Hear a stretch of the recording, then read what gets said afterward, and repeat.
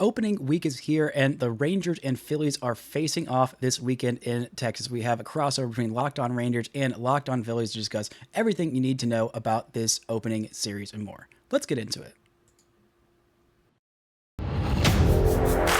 You are Locked On Rangers, your daily Texas Rangers podcast. Part of the Locked On Podcast Network, your team every day.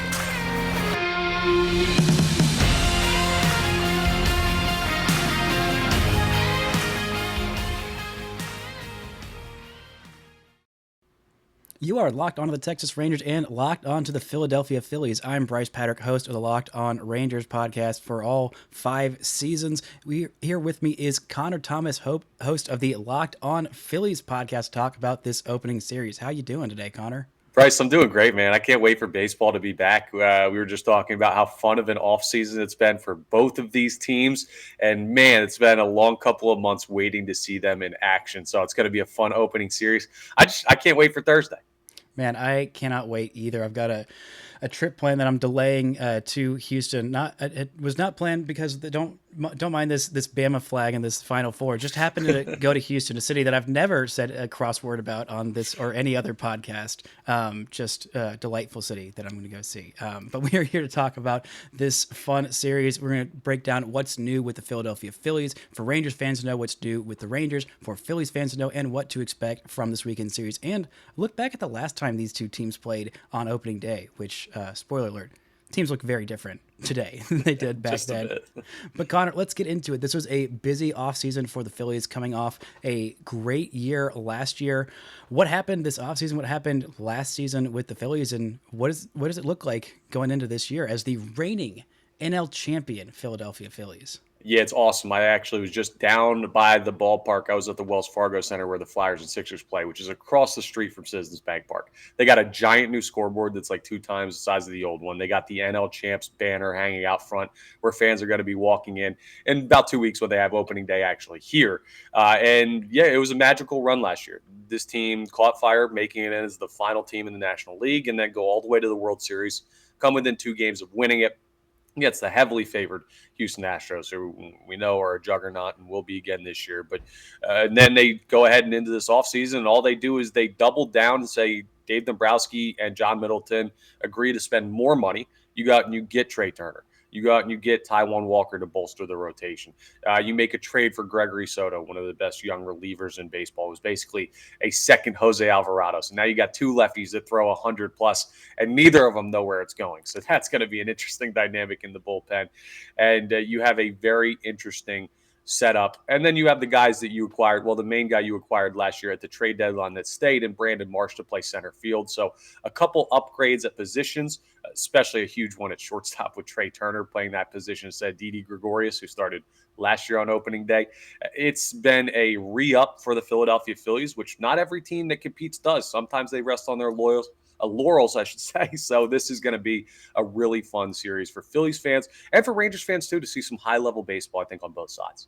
Yeah, there's a lot of talented players on this Phillies roster, including their lineup just absolutely full of boppers, including a guy who shares my name but spells it incorrectly. Unfortunately, we are not going to see him in this series. What is the deal with Bryce Harper? I know he had surgery in the offseason. When are Phillies expecting him to be back? And I guess, are we going to see him even in the dugout for opening day? Yeah, so he was down in spring training, so he was taking ground balls. I don't know if he'll be traveling or not. I'd imagine you're going to see him at Citizens Bank Park a good amount, but I'm not sure if he'll take road trips with the team. Now, the good news for Phillies fans, he was not placed on the 60, or he will not be placed on the 60-day injured list when the season starts. So that says that there's at least some percentage of a chance, even if it's 1%, that he's back before May 29th, which would be ridiculous coming off of off-season Tommy John surgery.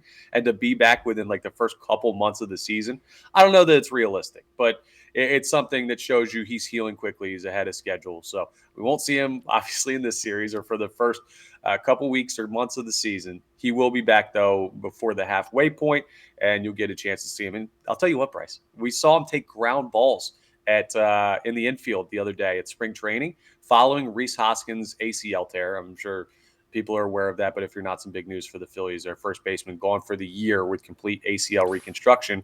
Could Bryce Harper play first base? Guy came up as a catcher. He's got a little bit of that athleticism in him.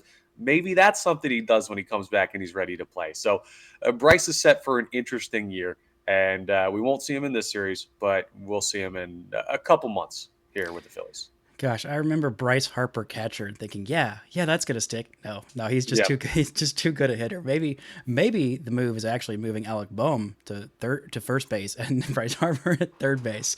No, that's probably way too insane. But it would be a lot of fun. Speaking of defensive misadventures, the Phillies, I should say, have had some adventures in the outfield. Two guys in their corner outfield in Kyle Schwarber and Nick Castellanos who were playing the field. And I didn't realize that Harper was dealing with this injury. And I'm like, why? Bryce Harper cannot be a worse defender than sticking Kyle Schwarber and Castellanos out there. But Castellanos made some improvements during the postseason, some nice diving plays. Where are those guys going to line up in defensively this season? Yeah, you're going to have them in the same spots. Really, the lineup's very, very similar. The only difference is from the end of last year to this year is Bryce Harper's not going to be your DH, Rhys Hoskins is not going to be your first baseman, and Gene Segura is not in the middle of the infield. But Kyle Schwarber will still be in left. Nick Castellanos will still be in right. Really, because the Phillies don't have a lot of outfield depth. Their two outfield bench pieces are Dalton Guthrie, who's barely played at the major league level, and Jake Cave, who has a little bit of time up at the major league level, but he's not really an everyday caliber player on a team competing for a World Series. So, yeah, you'll see Schwarber in left, Castellanos in right, and Marsh in center, and that'll be the defensive alignments for most of the season until maybe August or September if Bryce Harper fully recovers and can actually play the field instead of just DH. Yeah, and obviously the biggest signing of this offseason for the Phillies was Trea Turner coming in.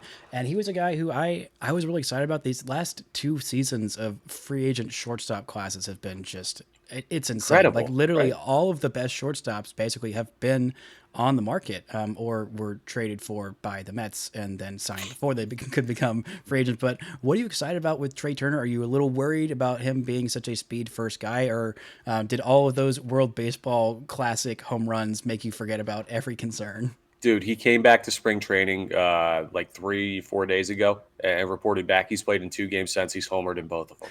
I don't know. He legitimately might just hit a home run every game of the season. He might be the first player to hit 162. I think Judge's 62 was impressive. Trea Turner's going to hit 100 more than that this year. No, I mean, here's the thing. You're playing in Citizens Bank Park. It's a hitter's park. He's going to be their leadoff hitter.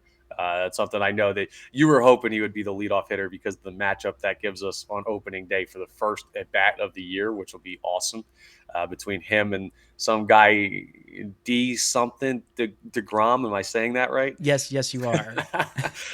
Thought we got rid of him, but no, I'm hoping the power will play a little bit better in Citizens Bank Park. We know he's going to hit about 300 with the new rules on the base paths. I mean, the dude might steal 50 bags.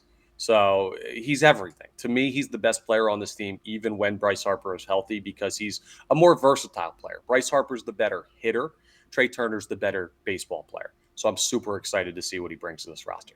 Yeah, and I'm excited for what this Phillies team is going to do this year, coming off a fun season. I feel like both of our teams are getting a little less respect than they should heading into the season coming up. We're going to look at what the Rangers are going to do this season and shock the baseball world what they did already this winter. But first, this episode is brought to you by LinkedIn. These days, every new hire can feel like a high-stakes wager for your small business, or if you're a big business and you're the Philadelphia Phillies and your new hire is Trea Turner, then that maybe is a little bigger wager. But, you want to be 100% certain you have access to the best qualified candidates available. That's why you have to check out LinkedIn Jobs. LinkedIn Jobs helps you find the right people for your team faster and for free. You can add your job and the purple hashtag hiring frame to your LinkedIn profile to spread the word that you're hiring. Simple tools like screening questions make it easy to focus on the candidates with just the right skills and experience so you can quickly prioritize who you'd like to interview and hire. It's why small businesses rate LinkedIn Jobs #1 in delivering quality hires versus leading competitors. LinkedIn Jobs helps you find qualified candidates you want to talk to faster. Post your job for free at linkedin.com/lockedonmlb. That's linkedin.com/lockedonmlb to post your job for free. Terms and conditions apply. Now, man, let me ask you as we go ahead and we get into our next segment here. Let's flip it a little bit to the Rangers so we can talk. I hate to hog with what you guys did this offseason. All of the talk about how improved the Philadelphia Phillies are and how exciting they are. I'm sure a bunch of people listen to Lock On Phillies and they're thinking, thank goodness Jacob deGrom is out of the NL East so we don't have to see him. And they're going to show up on Thursday and turn their TVs on and say, how in the world is this guy still facing us? What was the offseason like? What's the deGrom move like? Talk me through the mentality of the fan base down there in Texas. Well, the Rangers have had two absolutely home run. You could not have asked for better off seasons the last 2 years. They started before last season when they signed Marcus Semien and Corey Seager to those massive deals. They also signed John Gray, and he was all right, but he was also hurt. But the offense improved last year, but they needed a lot more starting pitching. Martin Perez came back on a 1-year deal and was fantastic, had his first All-Star season. John Gray was kind of hurt, and behind that, the rotation was yikers for the most part. And then here they go. They bring in Bruce Bochy before they even get deGrom, and then they go sign Jacob freaking deGrom away from the Mets, which made Mets fans very mad and talk a lot of trash in my mentions and in my YouTube comments. And then they got Justin Verlander so they can go take him away from our division. Oh, Mets fans never go away, though. Yeah. Mets fans will still keep talking to you. Oh, yeah, no, they're still in my mentions after his third spring start. Like, oh, I don't know if he's healthy, but like it was just absolutely magical. I didn't let myself hope in deGrom. Like Chris Young has been doing some really amazing things in free agency the last couple of years. I mean, talking Bruce Bochy out of retirement was absolutely huge. I thought, I'm like, there's no way. They were talking about it, but I'm like, there's no way he's going to come like to this Rangers team that just lost 94 games. But they didn't just get Jacob deGrom. They got basically entirely new rotation. The only one who wasn't signed to a deal this offseason is John Gray, who was signed last offseason. Not Marcus Semien. Where'd we go? Martin Perez was signed to a qualifying offer because he pitched so well. I don't think he would have gotten $19.65 million a year on the open market, but the Rangers are like, we cannot afford to lose this guy. They retained him before they signed Jacob deGrom, Nathan Eovaldi, and Andrew Heaney, who's coming off a really, really solid season with the Dodgers. Eovaldi is back to his former self that would finish top 5 in Cy Young voting with Boston in 2021. He's touching 99, sitting in the upper 90s with his velocity, and he looks like a strong number 2 behind Jacob deGrom. And if Martin Perez is anything like what he was last year, a guy who pitched nearly 200 innings with a sub-3 ERA and was an all-star, if that guy is your number 3, that is just such a vastly improved rotation from where the Rangers have been last year, the year before that, and maybe even ever if all 5 of these guys can be healthy, which, again, is the question. Yeah, dude, it's not a team that you want to face right now at the start of the season because I know people will talk about, the injury concerns with the rotation. You have a couple guys who haven't been the most durable in their career. But I'll tell you what, they're at least going to start one game this year, and the Philadelphia Phillies are going to see your 3 best, and that is going to be a struggle. But what part of the Rangers are you most excited about? I know you make the big moves as position players 2 years ago, and then this past year is the one where you go ahead and you solidify the rotation with Eovaldi and, of course, deGrom. What are you more excited about, the position players in the lineup or that new rotation that looks to be really, really good in the American League? I'm really excited about the rotation. I think last year the offense, it really did take a step forward, but because the starting pitching was so weak and it cascaded into making the bullpen look a lot worse, you couldn't really notice how much better the offense was. But if you look at the Pythagorean win-loss record for the Rangers last year, so their actual record was 68-94.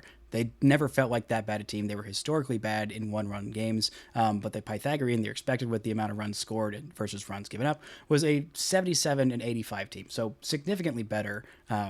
And I am really excited to just see Jacob deGrom pitch every 5th day. Like when either Martin Perez or John Gray were pitching and were healthy on the mound, and the Rangers offense was there, they had a pretty decent team. I think above a 500 record. So just like having a half decent starting pitching is going to be a huge improvement. And there are some young guys who, literally young guys who I am very excited about, especially Josh Young, the Rangers rookie third baseman who went to Texas Tech just like myself. Been watching this kid hit since he was 19. He's had some injuries the last couple of years. In spring training, he had a shoulder injury we thought was going to keep him out for the entire year last year. Ended up coming back, making his debut, homering in his first at-bat like he said he wanted to do since he was a kid. The year before, he had a broken foot that kept him out for 6 weeks. Otherwise, I think in 2021, we could have seen him make his major league debut, but had a little cup of coffee, struggled because I still think he was pretty hurt, but came back a little early, played for about 4 weeks and was fine. But I think he's going to be a big part of this lineup that is, I think, really, really underrated. Yeah, dude, I can't wait to honestly watch the Rangers from afar. It's a very fun team in the American League. And you brought up not getting as much respect as I think they deserve. It's something that we're kind of both feeling because the Philadelphia Phillies are the defending National League champions. I mean, they won the pennant last year, and the highest I've seen them on any power rankings is like eighth. And the Rangers aren't even like in that conversation for the top 10, which is crazy to me considering the strength of the rotation, the moves you guys made. I feel like it's almost like a delayed explosion, right? Like it's a delayed bomb going off because you made all these signings, the two big ones last offseason with position players. And I think that gets overshadowed by the deGrom move this offseason. And I think even other moves in the rotation get overshadowed. Like everyone just sees deGrom. They don't see the strength of this rotation as a whole. And then they also forget about the moves that were made to solidify the infield and just position players in general. Listen, it's going to be a fun year for you guys. It almost feels like, as Phillies fans, we're paying like a toll or a fare at the start of the season to be able to watch deGrom pitch. It's like, okay, you can watch him pitch out of your division, but you got to face him once first, and then you can enjoy it without having to deal with him. So I do think you guys are set up for a great year, and I'm sure you got to be super excited about what that means for their chances in the division. Oh, I am so excited. I've been hosting this podcast since 2019. This is the first year where I'm like, everyone thinks my team sucks and you're wrong. The other years it's been like, you think my team sucks and they kind of do. And I just had to shut up about it. But now it's like, all right, I'm ready to be that scrappy underdog and, pick some fights where necessary. Coming up, we're going to look at this opening weekend matchup, the last time these two teams played on opening day. But first, this episode is brought to you by Built Bar. The Built March Madness bracket is here, and we know you have a favorite bar or puff, and now's the time to make it count. Go to BuiltMarchMadness.com to vote on your favorites. Connor, do you have a favorite bar that you're voting on? I feel like it's always so tough for me to choose. Dude, I'm a cookie dough guy. Like, so easy for me. I love cookie dough everything, so I'm going there.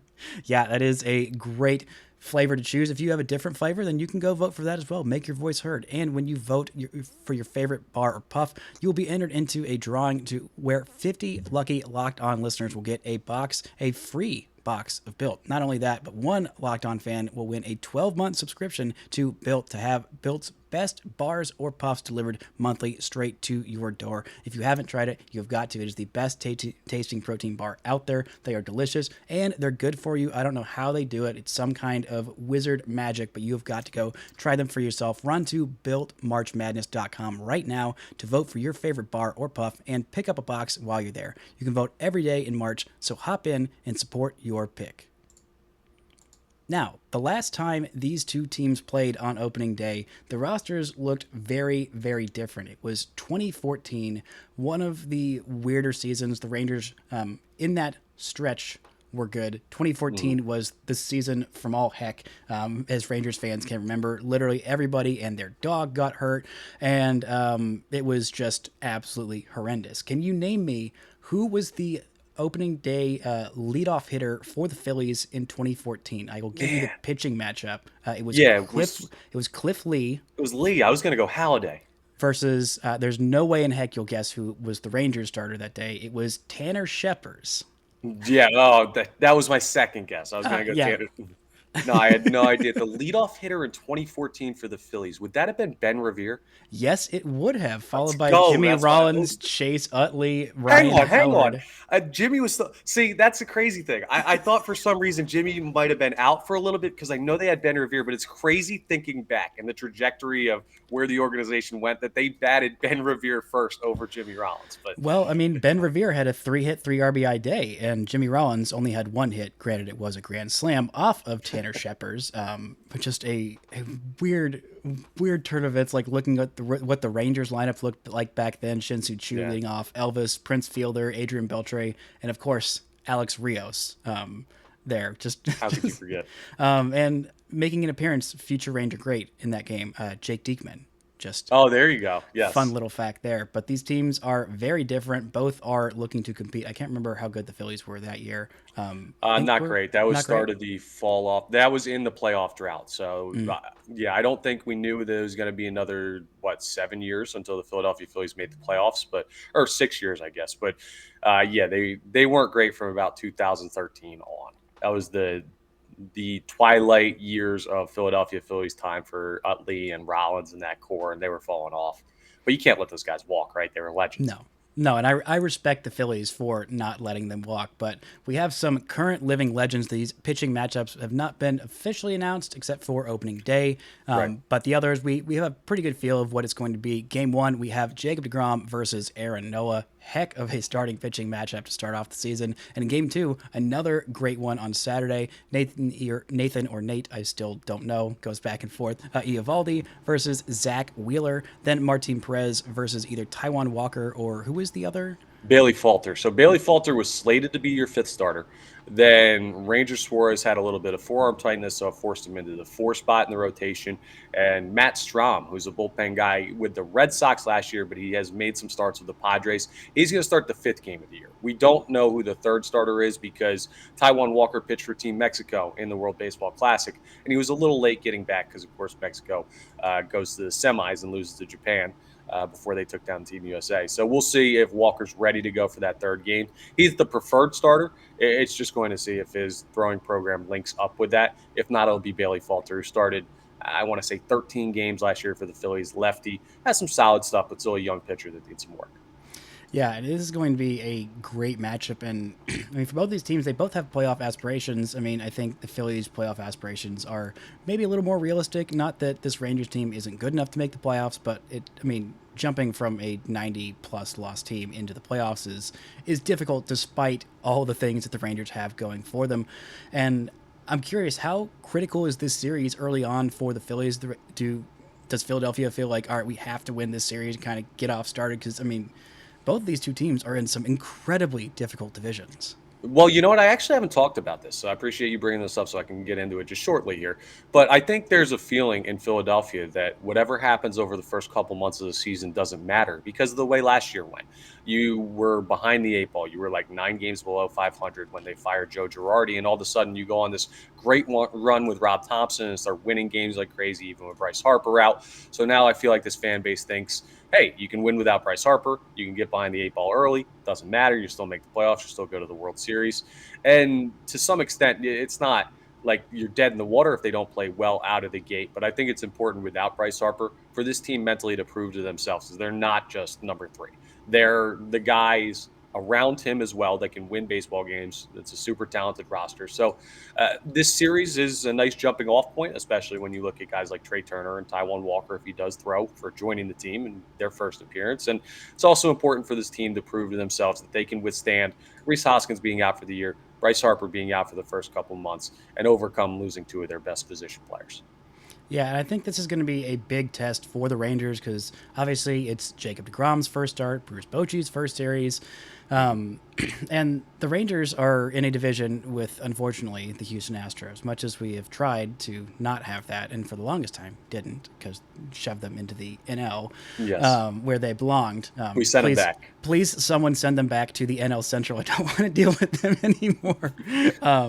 But this Rangers first month, I mean, I think it's going to be really critical for the Rangers because, I mean, this Texas team they were so good for so long. I feel like people have just forgotten about the Texas Rangers because, quite frankly, they should have. This team has been pretty uninspiring, pretty not good. They have not had a winning month before this June. Actually, no, I think it was May. The month of May was their first winning month since 2019. Not even That's a month. crazy. They had not had a winning month since then, and they didn't have a winning record at all this year. At the end of May, they were up to 500, lost on the first day of June, and were they were at 500, 24-24 at the very last day of May after beating the Rays, then lost the last two games of that series to the Rays in June 1st and June 2nd, and did not even sniff 500 after that. So this team needs to start quickly. They have a pretty easy schedule to start. I mean, they do begin against the Phillies,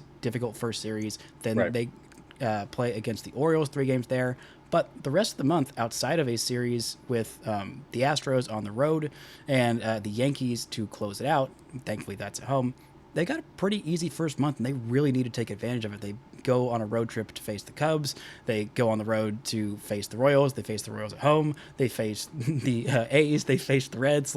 This is a first month for the Rangers. Really need to prove to themselves, hey, we're here, we're contenders, and we need to have a strong first month because it's been so freaking long since this team has been relevant and winning. And they need a hot start. Because if you squander those series against those bad teams, then it's like, what are you even doing? Yeah, I got you. Listen, I like the Phillies in this series simply because I do still think that they're the slightly more talented team, but it's not going to be a sweep. And I do think it's a 2-1 series split, however it breaks down. For what it's worth, you remember how the Rangers did against the Phillies last year. You guys owned us. So I don't know if there's something going on where they just don't play well down there. I don't know what it is, but the Rangers have proven that this core can beat the Philadelphia Phillies, and deGrom certainly proven that. And they haven't seen much of Eovaldi, but you've got some crossover with when he was with the Red Sox and everything. It'll be a very interesting series for the connections between these two teams from previous places that these players were. And I think it'll be a really darn exciting one to start the season with down there in Texas. Yeah, I mean, hugely loaded with star power throughout. I think that the Phillies definitely have a stronger starting lineup than just about any offense in baseball. We saw what they were doing in the playoffs last year. Yeah. Even when you're down guys like Rhys Hoskins and Bryce Harper, it's still incredibly deep. You add a guy like Trea Turner, and I mean, it just lengthens that lineup all the more. By the way, we haven't even said probably the best player, I think, on either side, JT Realmuto, a guy who I think is one of the best players in all of baseball, the best catcher in baseball, like a hugely underrated guy who just had a ho-hum 820 OPS as probably one of the, if not the best defensive catchers in all of baseball last year. Crazy. He's absolutely insane. But like, this is a star-studded matchup. I mean, games 1 and 2. I mean, that's like a playoff series rotation of deGrom versus Noah and Eovaldi versus Wheeler. Like that's listen, some team is going into Oakland to play opening day, or Oakland's coming into town to play opening day. I don't know what the A schedule is because no one really cares, frankly. All due respect to the Oakland Athletics. But this is like, so it's not guaranteed that you're seeing a rotation, a matchup like this caliber of a matchup in the first series of the year. So it's going to be an awesome opening day and opening series for Rangers and Phillies fans alike. Yeah, not to mention, we get the first Sunday night baseball game of the season. Like, you know what? I didn't even notice that yet. We do? Yeah. That's news to me. Yeah, Wow. 6 Okay, p.m., cool. I guess 7 p.m. Eastern time, going to be game 3 of this series. I don't know that the Rangers had a single Sunday night baseball game all of last year, and frankly, I don't know that they much deserved it, but this is going to be much deserved. That either Martin Perez versus Walker or Falter should be a lot of fun. I think we got an afternoon game on Saturday of Eovaldi versus Wheeler. I'm sure that will be nationally televised somewhere, but like all 3 of these games, this whole series, this whole season for both of these teams, man, what a fun way to start the baseball season. It's going to be fun. I can't say this often to the people I'm going to cross over with this year, but best of luck because we're obviously anti-Houston after the World Series, and the Rangers are a fun, up-and-coming team whose fan base deserves something to break their way. So rooting for you after these first 3 games. Obviously rooting for the Phillies in them, but it'll be fun, and best of luck this year, man. Yeah, best of luck to you. Keep those Mets fans sad enough to where they don't have to come into our mentions about Jacob deGrom and just like can leave us alone. And also, just I want good things for the Phillies because Philly is a great sports town and deserves even more success than they have already had. Mainly just in baseball. I don't really necessarily mean that in football. Yeah, I figured that wouldn't be the case coming from someone in the middle of Texas, but that's all right. We'll take baseball, and we'll leave it at that. Yeah, you can have hockey in basketball too. It's fine. It's fine. But thank y'all so much for making Locked On Rangers and Locked On Phillies your first listen of the day. For your second listen, go check out Locked On Fantasy Baseball. Win your league by listening to Matt and Tom every day as they bring you the best fantasy draft strategies. Find Locked On Fantasy Baseball wherever you get your podcasts and on YouTube, part of the Locked On Podcast Network, where it's your team every day. Thank y'all so much for listening and subscribing to both of these shows. And until next time, don't forget to enjoy baseball.